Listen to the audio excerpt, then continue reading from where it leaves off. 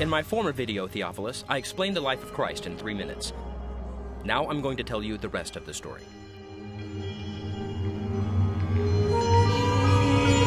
After being crucified, Jesus comes back to life and hangs out with the apostles. He tells them they will receive the Holy Spirit and be his witnesses. Jesus takes off. The disciples are gathered together on Pentecost when the Holy Spirit arrives. Tongues of fire hover over them, hence the logo.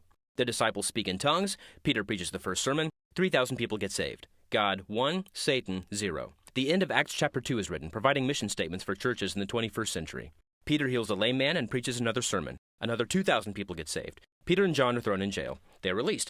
Peter and John celebrate with the other believers and pray for continued boldness. God rocks the house, literally. Ananias and Sapphira lie about their offering to the church and are struck dead. Contributions skyrocket. The apostles preach again. They are thrown in jail again. An angel releases them. They preach some more. The apostles nominate 7 deacons to look after widows and orphans, including Stephen, a man full of faith in the Holy Spirit. Stephen is stoned. Present at the stoning is a young man named Saul. We'll come back to that later. Persecution breaks out, believers scatter, things look bad for the church. Or do they? Wherever the believers go, they preach the word, thus fulfilling the Great Commission. God 2, Satan still 0. Philip meets a eunuch, the eunuch is baptized.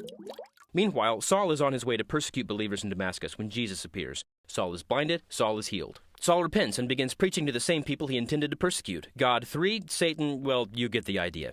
Peter has a vision of unclean animals. Peter has an encounter with unclean Gentiles. He gets it. God has extended salvation to the Gentiles. Major game changer. Herod is eaten by worms.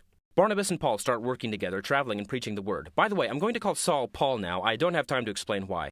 Still with me? In Lystra, crowds attempt to worship Paul and Barnabas as gods. They refuse to be worshipped and are stoned. The Lystrians are a tough crowd. Paul and Barnabas survive. Paul and Barnabas part ways. Paul and Silas team up. Timothy joins Paul and Silas. Paul circumcises Timothy.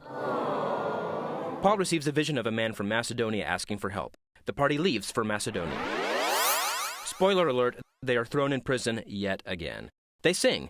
An earthquake loosens their shackles, but they stick around to lead the jailer to Christ. Yada yada yada, more preaching. In Troas, Paul preaches for so long that a man falls asleep and plummets out a window to his death. The man is resurrected. Paul preaches some more. The man wishes he was dead. Paul returns to Jerusalem, where he is promptly arrested again. He is visited by the Lord, who assures him that Paul will testify about him in Rome. Paul feels better. Paul is transferred to Caesarea, where his case is caught up in red tape for 2 years. Finally, Paul appeals to Caesar and is put on a fast ship to Rome. The shipwrecks. Paul is bitten by a snake. At last, Paul makes it to Rome. He is placed under house arrest and continues to preach the gospel while awaiting trial. And that is all we know of Paul's story.